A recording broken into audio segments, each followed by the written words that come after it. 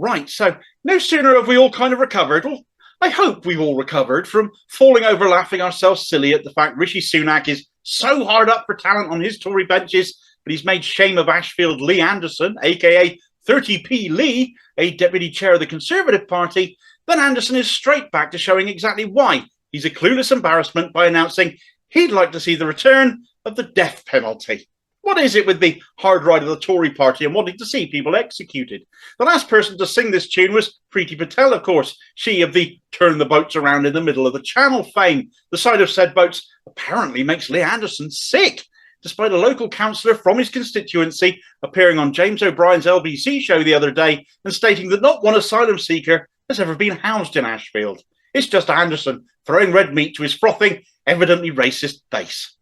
Apparently he's known locally as Trigger in Ashfield as well. I thought it might be because he's thick as two short planks, like the character from Only Fools and Horses.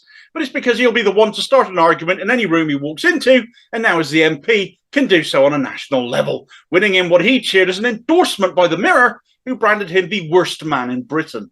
Cue him bringing up the spectre of executions again. I wonder what you'd execute people for, Lee. What crimes would they have to commit?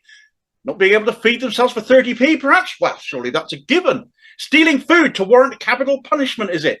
Footballers taking the knee, maybe. Benefit claimants. Of course, it's got to be the benefit claimants, hasn't it? They're all on the take, aren't they? After all, in his words, Iain Duncan Smith was too scared, I'll say that again, too scared to punch down on poor people. Yeah, apparently Dr. Death was too soft when in charge of the DWP. It's all in an interview given to the hardest of hard-right papers, the Spectator. Anderson has said he'd like the death penalty back because nobody ever committed a crime after being executed. Good one, Trigger. You're quick, aren't you? It is, in his words, 100% effective. Innocent people executed due to miscarriages of justice never got their lives back, though, Lee. In and of itself, the death penalty cannot and should not ever be reintroduced. Where the Spectator describes such talk as pugnacious, to my mind, is epic pillockry, prat-facedness, and pig-bloody ignorance. Of course, the Tories themselves have rode back on such views. The interview given just before Anderson was made a party deputy chair, as it was. But his views were well known before that, and he still got promoted.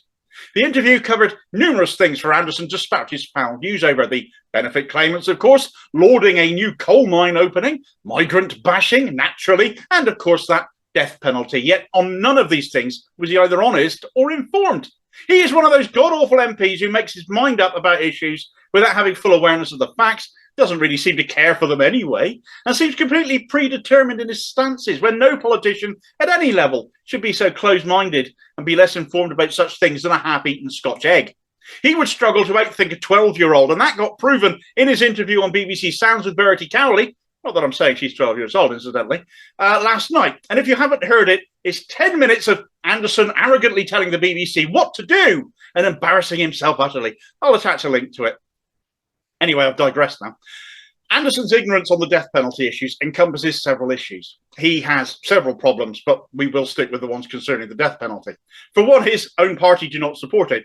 Of course, that in and of itself is irrelevant because Tories lie with impunity, so we need to go a bit further. Amnesty International hold that the death penalty is a breach of the Human Rights Act. Yeah, those pesky human rights again.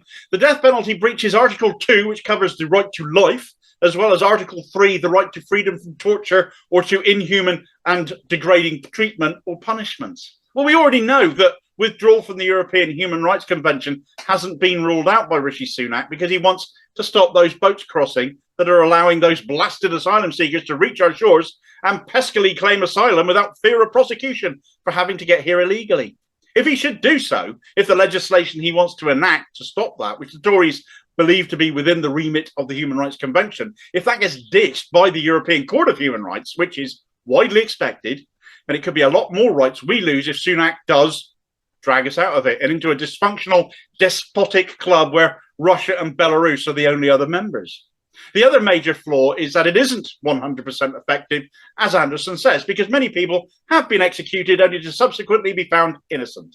The justice system isn't perfect. There's no such thing as a perfect justice system. It never can be. Mistakes will always be made. You don't do law, you practice law. In the same way as medicine is not infallible, it is practiced. In the same way fishing is called fishing and not catching because there are no guarantees. Death is a very final sentence, though, when no verdict can ever be rendered 100% correct 100% of the time. Now, they could make the argument that perhaps only the most extreme cases would face such a sentence, but that would make them extremely high profile too. So any mistakes made would be that much higher with regard to the stakes. Execute a terrorist, for example. As Anderson suggested, he highlighted the Lee Rigby killers in that Specky article. What could the response to executing a terrorist be? You've made a martyr, and by doing so may have helped their cause. We've had terrorist attacks before. Would you invite them again? Because surely executing a terrorist from a given factional terrorist organisation could preempt them to retaliate, surely. It hardly makes the case for a better or safer country, does it? The death penalty is a symptom of a culture of violence, not peace. It's barbaric and not something a supposed civilised country should embrace, having put it behind us. It's a vote winner for right-wingers like 30p Lee amongst his knuckle-dragging supporters, and the fact the Tory Party have elevated this creature to deputy chair of their party shows why they need removing from government and fast, becoming ever more extremist as they are. Lee Anderson, according to current polling, is forecast to come third come the next general election, so it can't come soon enough to consign him and his nastiness to history's dustbin.